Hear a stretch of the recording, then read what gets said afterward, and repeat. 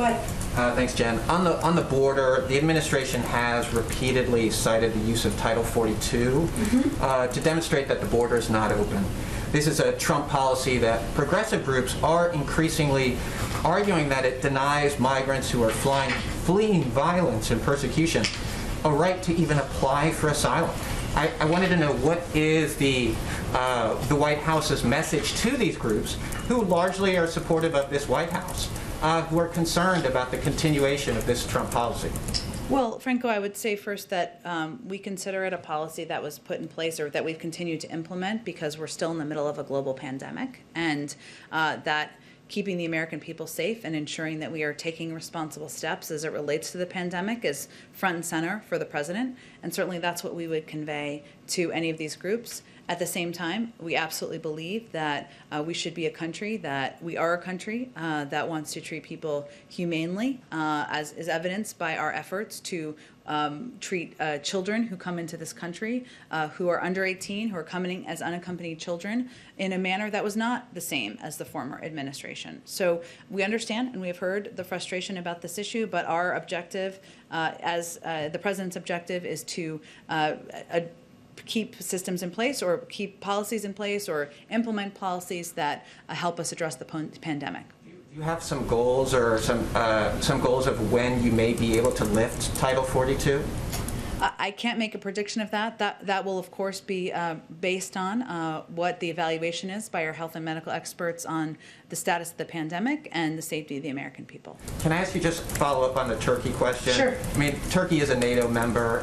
Is the administration what consideration is the administration taking into the concerns that Turkey has about potential of this weekend's activities? I certainly understand all the questions. I just don't have anything I'm not going to get ahead of the president or get ahead of any decisions or announcements. And obviously, any decision that the president makes on foreign policy takes into account concerns expressed by allies and partners around the world. Can I ask one more about immigration? Sure. You know, as we approach 100 days, obviously COVID-19 was the biggest challenge that this administration faced. Yep. But immigration was another one that took a lot of oxygen and political time from this White House.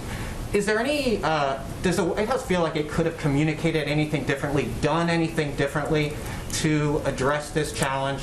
Not only Republicans, but even some Democrats have been concerned about some of the messaging. Well, I would say there's no question. We've recognized that this is a challenging issue, and we knew that it would be when the president changed the policies of the former administration when he came into office. And obviously, welcoming in or ensuring that we had the capacity, we were using resources to treat children humanely and ensure they're safe is a change in the last administration's policy that was going to dissatisfy some who were supporters of the last administration, but not satisfy enough, as you alluded to in your question, some who think we should be welcoming many more across our borders. So it certainly is an issue. As you know, you've covered this quite closely, where we recognize we were never going to satisfy everyone. And what the president's objective has been is to focus on the unaccompanied children, those who had been ripped from their parents' arms, those who were being asked to take a treacherous journey back, ensure we could take steps there. He also wants to push for comprehensive immigration reform, providing a pathway to citizenship, ensuring we're investing in addressing the root causes in these countries. That's something he announced on day one of his presidency. So we are well aware, and there was some reporting this morning that this was an issue that some supporters of the former president and some Republicans in Congress apparently are licking their chops about how to make children a political issue. We don't see it that way. And we felt this was the moral right step to take, and we're going to keep working with immigration advocates, with groups out there to get this bill passed, to get the Dreamers legislation passed. That continues to be a big objective for the president.